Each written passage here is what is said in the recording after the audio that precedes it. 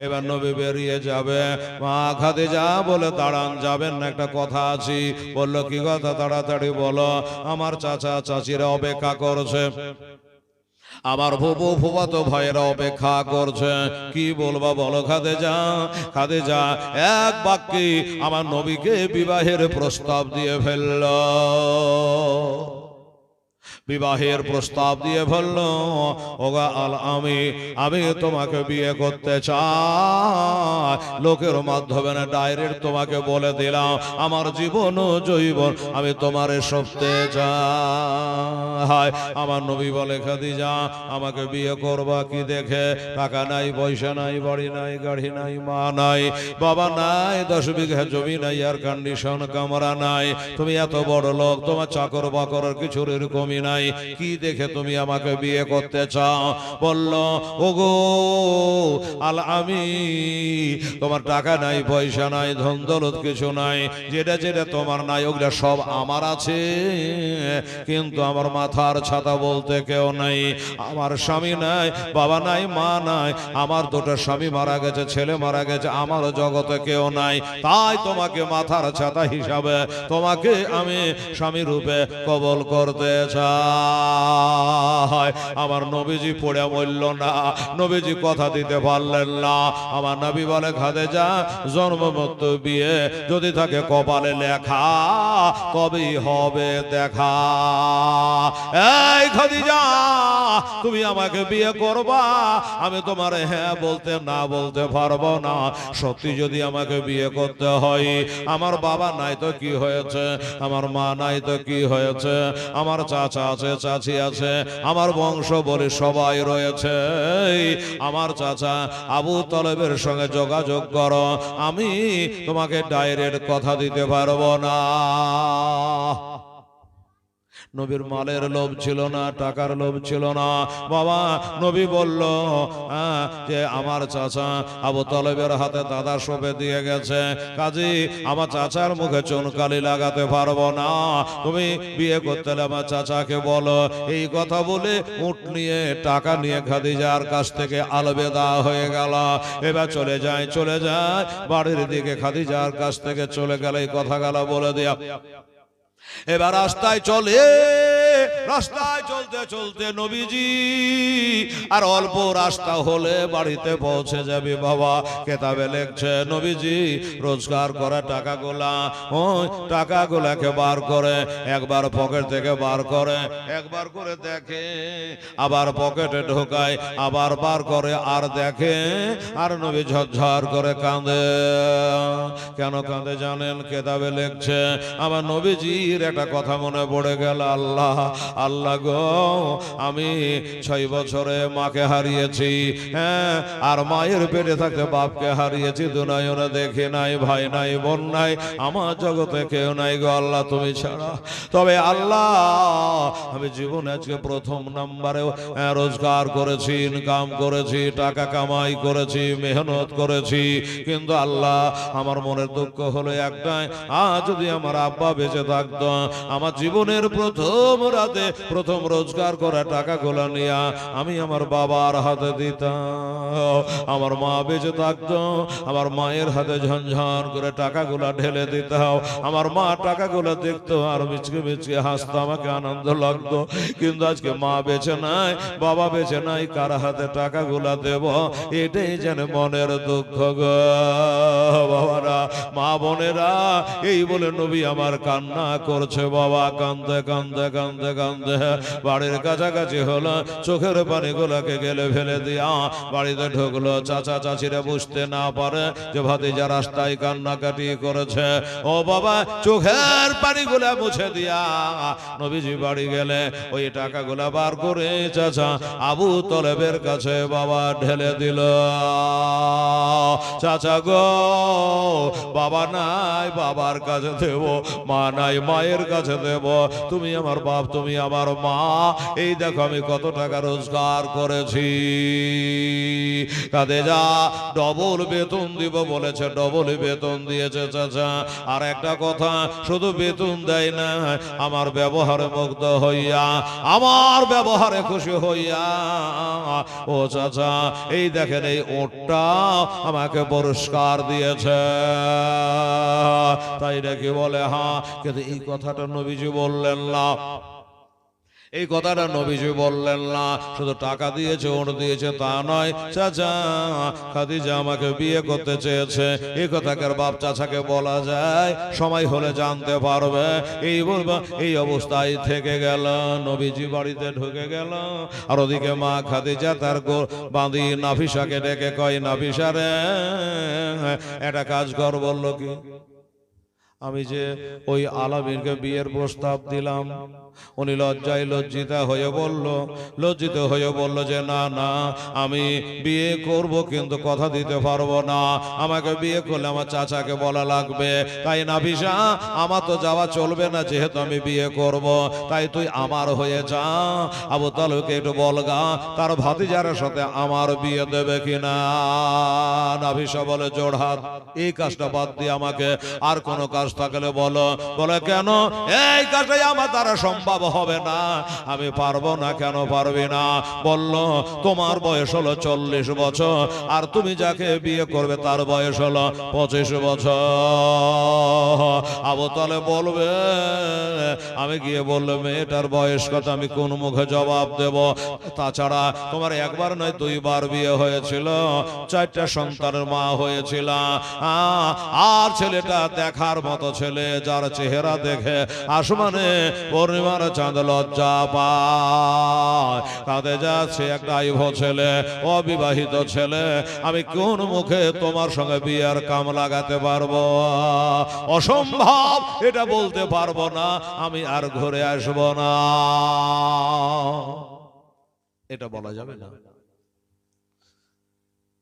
খাদিজা অনুনয় বিনয় করতে লাগলো, একটু জানা বলল না। যখন বারবার বলল, তো খাদিজা বলল, নাফিসা বলো, দেখো তুমি যখন এত করে বলছো, তো নবীর চাচাকে আমি বলতে পারবো না। কাকে পারবে? বলল, ওই নবীর একটা ফুপু আছে, মানে আবু তালেবের বোন, আব্দুল মুত্তালিবের বেটি, জুবাইরের মা, মেয়েটার নাম হলো সফিয়া, নবীর ফুপু। ওই ফুপুকে বলতে পারবো, চাচাকে বলতে পারবো না। খাদিজা বলে, তাহলে তাই যা, ওর ফুপুকে বলবি। তখন তার ফুপু তার ভাইয়েরাকে বলবে, কপালে থাকলে বিয়ে হয়ে যাবে, যা। গেল, বলল, ওগো সফিয়া, তোমাদের এতিম ভাতিজাটা পূর্ণ সবালোক হয়েছে, 25 বছর বয়স হয়ে গেছে, কি ভাবছো তোমরা বিয়ে শাদী দেবে না?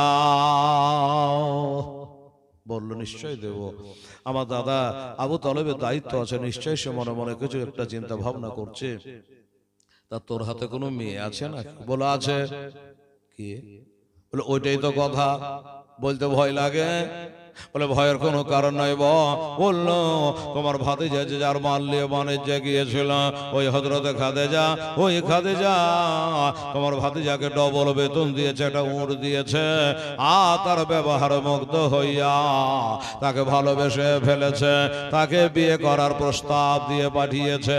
তোমার দাদাকে ভয়ে ডরে বলতে পারি না, তাই তুমি একটা নারী জাতি, আমি একটা নারী জাতি, তাই তোমার কাছে প্রকাশ করলাম।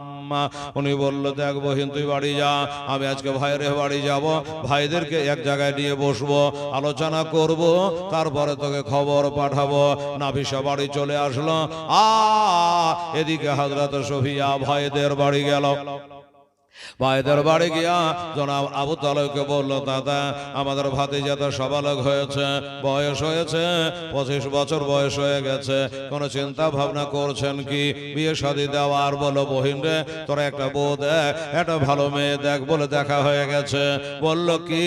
বলল, ওই খাদিজা যার মাল নিয়ে বাণিজ্যে গিয়েছিলাম, ওই খাদিজা আপনার কাছে ভয়ে ডরিল, আসতে পারে নাই, আমার কাছে লোক পাঠিয়েছিল, উনি নিজেই তাকে বিবাহের প্রস্তাব দিয়েছে। আবু তালেব বলে, কে আছিস রে? তাড়াতাড়ি করে আমার ভাই আমির হামজাকে ডাক, তাড়াতাড়ি করে আমির হামজাকে ডাক। আমির হামজাও তো নবীজির চাচা হলো, ওনাকে ডাকা হলো। আমির হামজা নবীর চাচা হলো রে মা। শুধু চাচা নয়, বরং তিনি দুধ ভাইও ছিল। দুধ ভাই কি করে হলো? আবুল আহাবের বাঁধে সয়বি আর দুগ্ধ আমার নবীও পান করেছিল, আমির হামজাও করেছিল। এদিক দিয়ে দুধ ভাই হয়ে গেল, আব্দুল্লাহর ভাই হিসাবে চাচা হয়ে গেল। এবার ডাকা হলো, ভাইয়েরা বহিনেরা বসে একটা আলোচনা করলে এতিম ভাতিজার বিবাহের ব্যাপারে আলোচনা করলো। আমার আবু তালেব বলল, ভাই আমির হামজা কি করা যায়? হ্যাঁ, কি করা যায়? খাদিজা নিজে প্রস্তাব পাঠিয়েছে। কোন দিক দিয়ে খাদিজাও তো কমি নাই, টাকা পয়সা রূপ চেহারার কোন দিকে কমি নাই। বয়সটা তার 40 বছর, কিন্তু আল্লাহর কসম আপনারাকে বলে দিই মা, আমার যুবকেরা রে, তার বয়স 40 বছর কথা পাক্কা। 4টা সন্তান মারা গেছে কথা সত্য, 2টা স্বামী মারা গেছে কথাও সত্য। কিন্তু যারা জানে তারা জানে, আর যারা জানে না, প্রথমবারে যারা একবার খাদিজা জায়গা দেখবে সেই লোকটাকে গ্যারান্টি এই কথা বলা লাগবে, এ মেয়েটা একটা অবিবাহিতা যুবতী। এত রূপ আল্লাহ দিয়েছে, এত চেহারায় আল্লাহ দিয়েছে। খাদিজাতুল কুবরা রাদিয়াল্লাহু তাআলা আনহা রূপ চেহারা দেখে কেউ বলতে পারে না মেয়েটার সন্তান ছিল বা বিয়ে হয়েছে বা তার স্বামী মারা গেছে, কারো বলার ক্ষমতা ছিল না। এত সুন্দর করে আল্লাহ জানে নিজের হাতে তারে বানিয়েছে রে বাবা। সবাই বলল, ভাই বোন সবাই মিলে মিটিং মাশওয়ারা করে পাশ করে নিল যে না, কোন দিকে চিন্তা ভাবনা না করে বিয়ে দিয়ে দিতে হবে। খাদিজাকে খবর দেওয়া হলো, খাদিজার কাছে গেলেন, খবর হয়ে গেল, একটা দিনক্ষণ হলো, বিবাহের দিন ধার্য হয়ে গেল। বাবা অলিমের ব্যবস্থা করা হলো সময় মতো। বাবা আমার ভাইয়েরা দিনে হানিফে ইব্রাহিম আলাইহিস সালামের জাতির পিতা ইব্রাহিম আলাইহিস সালাম, তা দিনের ওপরে ওই মা খাদিজার সাথে আমার নবীজির বিবাহ সম্পন্ন হলো। হয়তো মনে মনে গাইবেন, হেলাল বিয়েটা কে পড়াইলো? শুনলেন আমার কাছে, ছেলের তরফ থেকে বিয়ে হতে গেলে 2টো সাক্ষী লাগে, মেয়ের তরফ থেকে একজন উকিল বাবা লাগে। কি বাবা লাগে? কি লাগে না? ছেলের তরফ থেকে 2জন সাক্ষী হলো, একটা হলো হযরতে আমির হামজা, আর একটা হলো হযরতে আবু তালেব। আর মেয়ের তরফ থেকে মা খাদিজার একটা বাবা চাচা ওমর বলেছিল, তিনি উকালাতি করে 400 মিসকাল মোহরানা বেঁধে বাবা তার বিবাহ পড়ানো হলো। আর ওই বিবাহের খুতবাটা জোনা আবু তালেব দাঁড়িয়ে দাঁড়িয়ে পড়ল। বিবাহের খুতবা হলো, সাক্ষী দিল, এইভাবে বিবাহের কাজ সমাপ্ত হয়ে গেল। বাবা তাহলে বুঝতে পেরে গেলেন যে নবীর বয়স তখন 25 বছর, জীবনে প্রথম বিয়ে। মা খাদিজা তখন 40 বছর বিয়ে। এবার বিবাহের কাজ সমাপ্ত হয়ে গেল। খাদিজাতুল কুবরা রাদিয়াল্লাহু তাআলা আনহা স্বামী বলে তাকে কবুল করে নিল, মেনে নিল। ভাইরা এলাকায় হইচই মেতে গেল। বড় লোকের ছেলেরা বলে, হ্যাঁ রে, আমরা বিয়ের প্রস্তাব দিলাম, খাদিজা রাজি হলো না।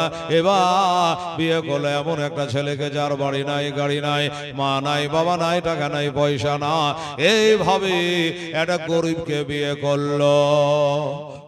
এইভাবে বলে মাক্কার বড় লোকের ছেলেরা খুব বাবা এটা ওটাকে হেবেড়া বেজার হয়। এই করতে করতে মা খাদিজার কানে একদিন এই খবরটা চলে গেল, আমার স্বামীকে নাকি সবাই গরিব বলে, তো এরাকে একটা চক্কর না দেখেন আমার মনে শান্তি হবে না।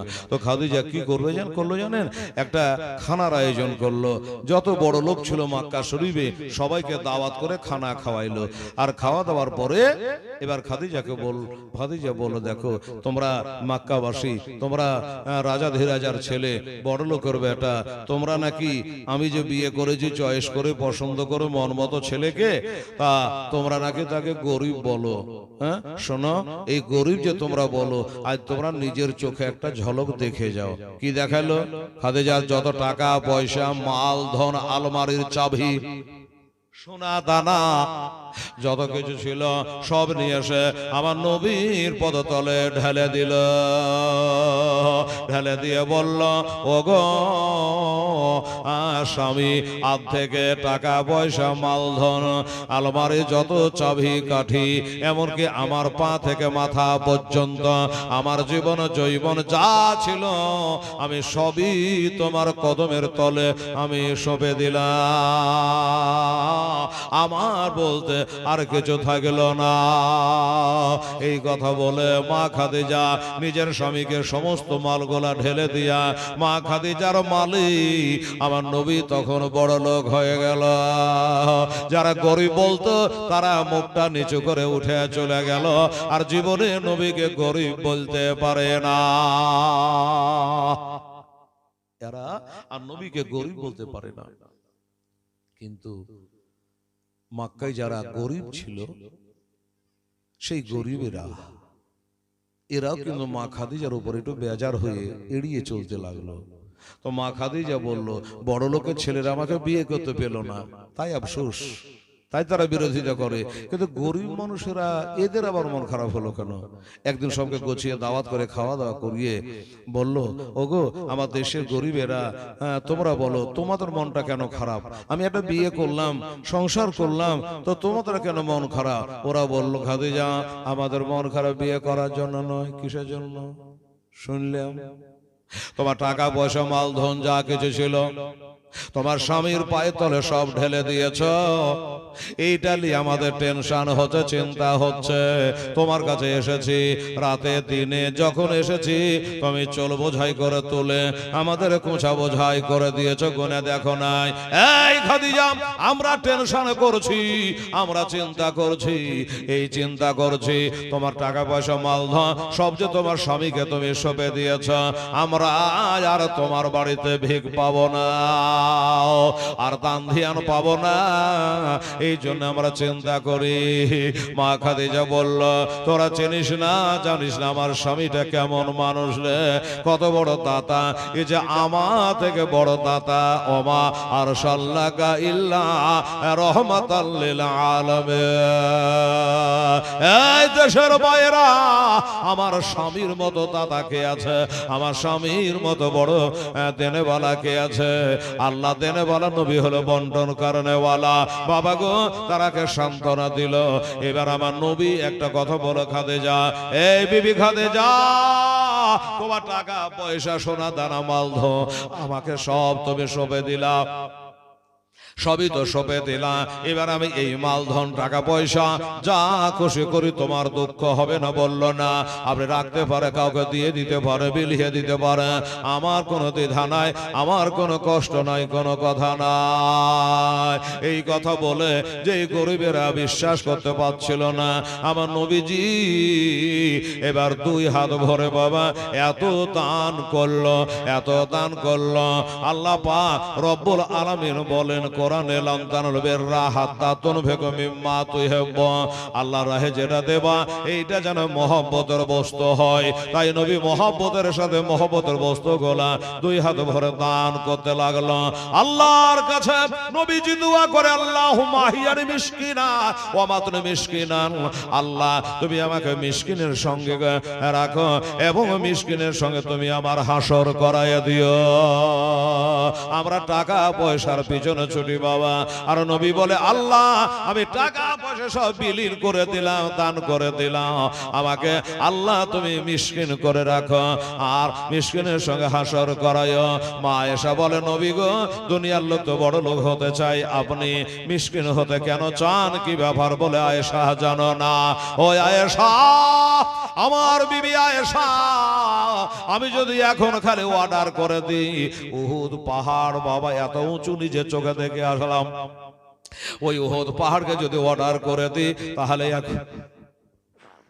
উহুদ পাহাড় এখনই আমার পিছনে সোনা হয়ে দৌড়ে চলে আসবে, কিন্তু না না, আমি তা করব না। উহুদ পাহাড় আমার জন্য সোনা হয়ে চলে আসবে রে আয়েশা। নবীজি তা করবেন না। আল্লাহর কাছে গরিব হয়ে থাকতে চায়, গরিবের সাথে হাসর হতে চায়। বলে আয়েশা জানো না, গরিব মানুষেরা বড় লোকের থেকে 40 বছর আগে তারা বেহেশতে যাবে। জোরে কোন সুবহানাল্লাহ। আয়েশার মুখটা বন্ধ হয়ে গেল। সুবহানাল্লাহ। হায়রে আমার স্বামী, হায়রে আমার নবী কোন দিকে চিন্তা করেছে। কারণ লাকাদ কানা লাকুম বি রাসূলিল্লাহি উসওয়াতুন হাসানা, আমার নবী আখলাক চরিত্র দেখি তো আমাদের শিক্ষা হবে বাবা। আমার নবী চরিত্র হলো আমাদের জন্য উত্তম আদর্শ, তাই নবীর আদর্শিত হওয়া লাগবে। এটাই শিক্ষা দিয়েছে নবী পাক সাহেবে লাউলা সাল্লাল্লাহু আলাইহি ওয়াসাল্লাম। বাবারা, বিবিদের বোঝানো হলো, আপনাদেরও বোঝানো হয়ে গেল। এবার আমার নবী পাক সাহেবে লাউলা সাল্লাল্লাহু আলাইহি ওয়াসাল্লাম বাড়িতে কখনো খেয়ে যেতেন, আর কখনো মা খাদিজা দিয়ে আসতেন। বিয়ের পরে থেকে নবী বাড়ি ঘর ছেড়ে দিয়া ওই মক্কা শরীফে একটা পাহাড়, যার নাম হলো জাবালে রহমা, হীরা গুহা। সেদিন বলেছিলাম আপনাদের মা বোনেরা ভাইরা যে জাবালে রহমা এত উঁচা পাহাড়, এত উঁচা পাহাড় উড়বার ক্ষমতা আমার হলো না। ওই উঁচা পাহাড়ে মা খাদিজা খাবার দিয়ে দিয়ে আসতো, আর কখনো নবীজি খেয়ে খেয়ে যেতে। এইভাবে যেতে যেতে যেতে বাবা একদিন নবীজি বলছেন, খাদিজা বাড়িতে কিছু খাবার আছে, তোমাকে কষ্ট করা লাগবে না, ধরে থাকলে নাস্তা পানি দাও, আমি ইবাদত করতে যাব। ওই পাহাড়ের কথা আল্লাহর জিকিরে যাব। তখন 5 ওয়াক্তের নামাজ ছিল না মা বোনেরা, 30 পারা কোরআন ছিল না, তখনও 1 মাসের রোজা ছিল না, 5 ওয়াক্ত নামাজ ছিল না। ও মা বোনেরা, দয়ার নবী মুস্তাফা ওই পাহাড়ের গর্তে আল্লাহর ইবাদত করে। তাই বলল কিছু খাবার থাকলে আমাকে দাও, আমি খেয়ে যা। এত দান করা করেছে, এত দান করা করেছে আমার নবী পাককে। সেদিন দুটো খানা দেওয়া গেল না, খাবার দেওয়া গেল না। নবীজি না খেয়ে বাড়ি থেকে বার হয়ে গেল। আমার মা বোনেরা ভাইরা, কোন স্বামী যদি না খেয়ে মাঠে ঘাটে কাজে কামে মসজিদে চলে যায়, বলো ওই বিবির মনে কি শান্তি হবে? কখনো হবে না রে মা।